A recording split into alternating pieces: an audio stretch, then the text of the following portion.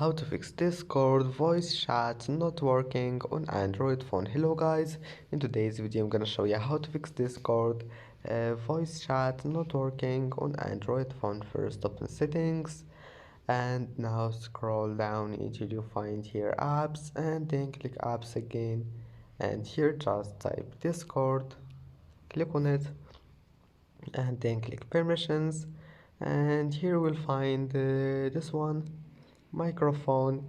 Just click on it and click allow, and then go back and click here for stop. Now just go back and try again and your problem must be fixed, and that's it. It's easy. Then just restart your phone and try again, and don't forget like and don't forget subscribe, and thank you for watching this video until the end, and see you in the next video.